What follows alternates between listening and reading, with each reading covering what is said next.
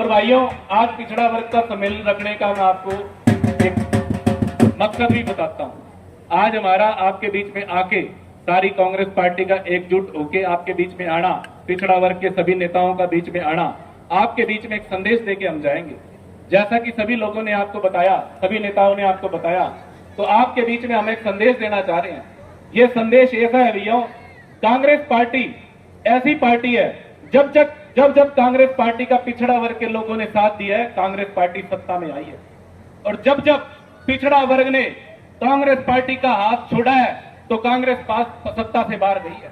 लेकिन साथियों, ये बात भी एक बहुत सोचने वाली है, जब जब कांग्रेस सत्ता से बाहर गई है, तो पिछड़ा और दलित के साथ जो जो अत्याचार हुए हैं, चाहे ये भाजपा सरकार और इससे पहले कोई भी सरकारें रही हो, तो उससे ज्यादा, सबसे ज्यादा पिछड़ा वर्ग का नुकसान हुआ साथियों। और इस नुकसान को बचाने के लिए, इस नुकसान की भरपाई ना हो आगे आपको करनी पड़े, इसी के लिए ये सात नेता आपके बीच में आए हैं साथियों। और ये अकेले विशाल वर्मा की बात नहीं है, जितने भी सारे नेता बैठे हैं, कांग्रेस पार्टी के सभी मजबूत दावेदार हैं साथियों, सारे के सारे मजबूत दावेदार हैं पार्टी साथियों।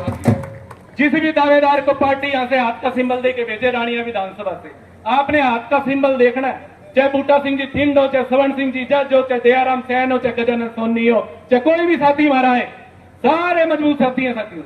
और आपने इनको हाथ का सिंबल देके भेजना है साथियों, क्योंकि दोबारा से जो झूठे जुमले मार के आपके बीच में, कभी 2014 के हमने जो 2014 का चुनाव आपने देखा, नरेंद्र मोदी जी आए आपके बीच में, 15 लाख का आपको जुमला दिया, 15 लाख घर घर में मैं पैसे दूंगा, आपको बिजली पानी दूंगा, किसानों को एमएसपी दूंगा, मैं खिलाड़ियों को नौकरियां दूंगा, जितने पदक लाओगे। लेकिन जैसे ही वो सत्ता में आए साथियों, आप सबको पता है, सारी स्कीमें उन्होंने बंद कर दी।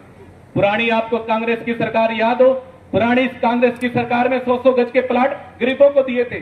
गरीबों को उस गरीबों की जो पैमाना था, उस पैमाने में उनकी कृषि की आय जुड़ी नहीं हुई थी, और उसके द्वारा कोई और भी आय थी, वो भी जुड़ी नहीं हुई थी। लेकिन इस भ्रष्टा सरकार ने उस 100-100 गज की स्कीम तो बंद करी कांग्रेस सरकार की दी हुई। इसके साथ साथ इन्होंने वो उसके अंदर जो आय डाल दी, 8 से 6 लाख कर दी, उसके अंदर इन्होंने वो भी डाल दिया, कृषि की भी आय डाल दी। ये चीजें आपको समझनी पड़ेगी साथियों। मैं नौजवान साथियों से भी कहना चाहता हूं, जितने भी मेरे नौजवान साथी हैं, आपको याद करना चाहिए, मनोहर लाल खट्टर जब आए थे हरियाणा के यहाँ सिरसा के अंदर, उन्होंने एक वादा किया था रानिया की जनता से कि मैं आपको O2 हेड पे एक बहुत बड़ा टूरिस्ट कॉम्प्लेक्स बनाऊंगा। ये बैठे O2 से आए हुए हमारे सारे नेतागण, बताओ किसी ने वहां पे मोटर बोट चलती हुई देखी हो, तो कोई किश्तियां चल रही हो, उसके कारण आपको हजारों नौजवानों को नौकरियां मिलेगी। लेकिन साथियों, झूठ और बेकावे के रिवा उन्होंने कुछ नहीं किया। ये बात आपको समझाने आए हैं कि जब आपके बीच में ये पुराने नेता आए, तो आप इनसे सवाल जवाब करना, आना सबको, बिठाना सबको, लेकिन इतनी कुर्सी ना लगाना जितनी आज लगाई है। लगाओगे क्या? इतनी कुर्सी लगा दोगे तो फिर हमारी बेइज्जती है, देख लोगे। 10 ही कुर्सी लगनी चाहिए वहां पे आए तो, और वो लगा दोगे तो फिर उससे ज्यादा डबल भर के दिखाएंगे, वादा करके जा रहा हूं। और सुन लेगा वो मंत्री भी, और सुन लेगा वो मंत्री भी, और सुन लेगा अभय सिंह चौटाला। आज पिछड़ा वर्ग के साथियों को संदेश देने आया हूं मैं, तारा सूत आ रही है, तारा सूत आ रही है।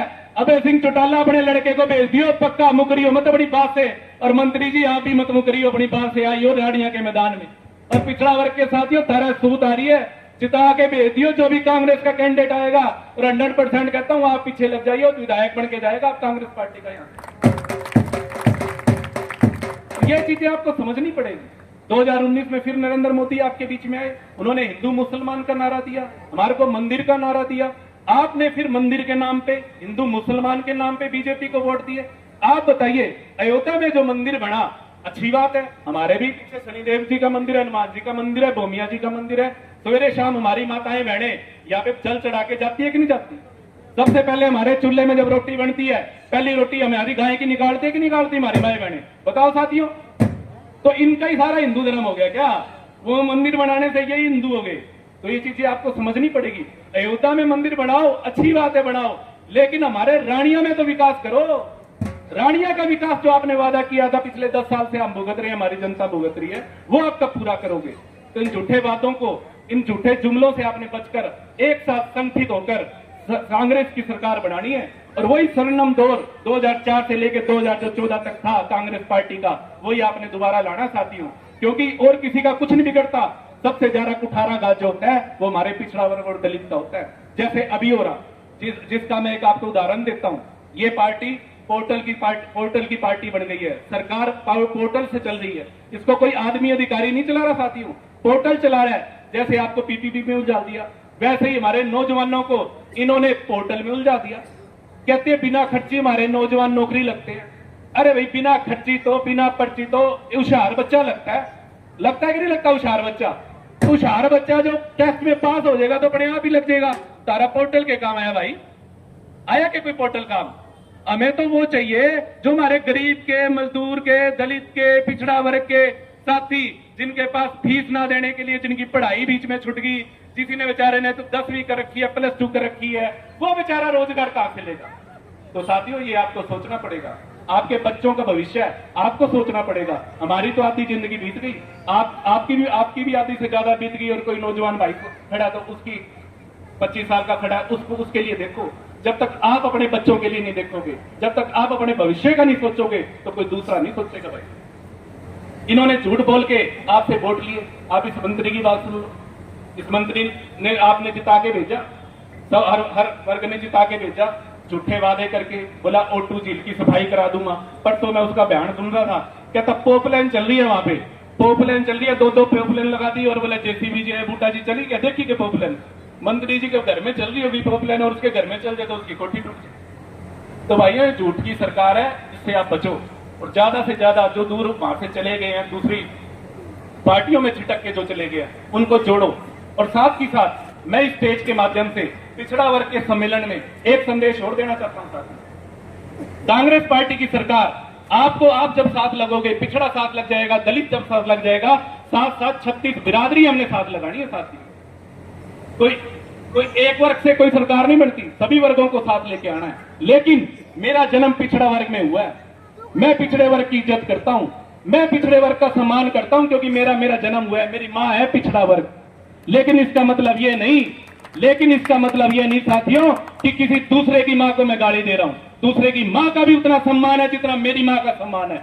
इसी के साथ मैं आपको ये बताना चाहता हूं कि आप लोगों को भी जुट के, चाहे कोई भी साथी हो हमारा, सभी को आगे लेके आना है। चाहे वो पीछे हो चाहे आगे हो, सभी को आपका साथ लेके चलना है। कोई जरूरी नहीं क्योंकि किसी के पास कोई भी जाति का, अगड़ी जाति का आदमी हो और उसके पास 2 किल्ले जमीन हो, 1 किल्ला जमीन हो, वो भी पिछड़ा है साथियों। कोई बढ़िया है बेचारा, चाय बेचकर दुकान खिला रहा है, वो भी पिछड़ा है साथियों। हर आदमी जो पिछड़ा है, जो आर्थिक रूप से कमजोर है साथियों। लेकिन हमारे साथ पिछड़े 10 सालों से और इससे पहले भी कांग्रेस के अलावा जो सरकार रही है, दलित और पिछड़े के साथ जो हमारे को संघर्ष करना पड़ा है, उसकी बदौलत आज हम इकट्ठे होकर हमारी पार्टी ने भी इसका एक अलग से सेल बना रखा है, ताकि हम इसको संघर्ष करके आगे लाए और कांग्रेस पार्टी के साथ जोड़ सके। तो साथियों, बहुत कुछ हमारे नेताओं ने भी आपको बताया और बहुत कुछ आपने सब सुना, और आप सब लोग जैसे जैसे यहाँ पर आके अपना सहयोग देते हैं कांग्रेस पार्टी को और मुझको, मैं आपका तहे दिल से हमेशा धन्यवाद रहूंगा। और मैं आपको वादा भी करता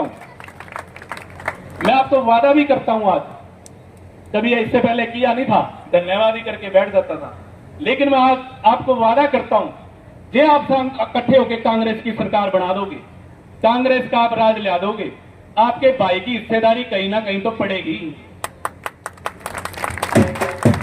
इस बात से बेचिंत हो जियो, विधायक बनेगा कि नहीं बनेगा, आपके भाई की हिस्सेदारी पड़ेगी। इन भाइयों में से कोई भी विधायक बन जाएगा, आपके भाई की हिस्सेदारी पड़ेगी, आपको बता के जा रहा हूं। और जब आपके भाई की हिस्सेदारी राज में पड़ेगी ना, जब आपके भाई की हिस्सेदारी राज में पड़ेगी, एक भी बालक और एक भी काम, आपका गली मोहल्ले का कोई भी काम ले आना, आगे होके आधी रात को करा के जाऊंगा। SDO एक्शन सारे इकड़े पाएंगे, आज आपको बता के तन मन धन होके, तन मन धन लगा के आप इस पार्टी की सरकार बनाओ, हर वर्ग को जोड़ो, तब जाके हमारा संघर्ष कामयाब होगा। अकेला विशाल वर्मा कुछ नहीं कर सकता, अकेला बूटा सिंह कुछ नहीं कर सकता, अकेला गजानंद सोनी कुछ नहीं कर सकता, अकेला दयाराम कुछ नहीं कर सकता। हम सबको एकजुट होकर ये सरकार बनानी पड़ेगी।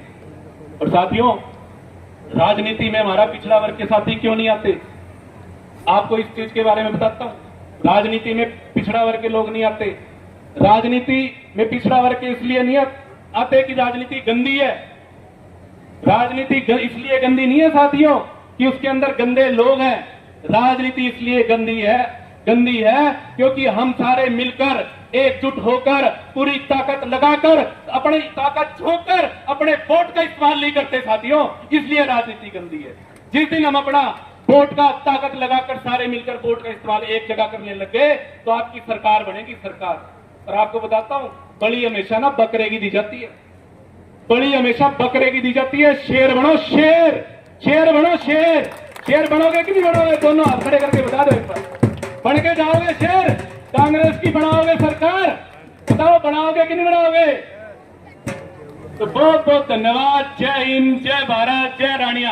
आप सब लोग आए, आपने हमारे विचार सुने, हमारे नेताओं का मान सम्मान किया।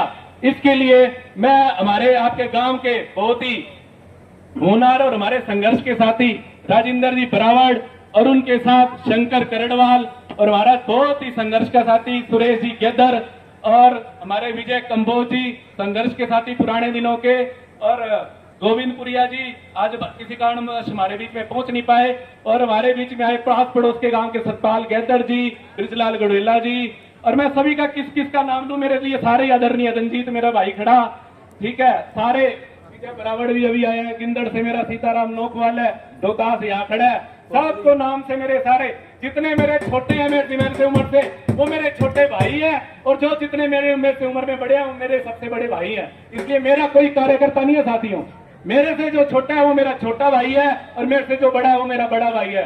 तो कभी भी कार्यकर्ता समझ के ना आना, आपका छोटा भाई और बड़ा भाई समझ के आना। धन्यवाद। जय हिंद, जय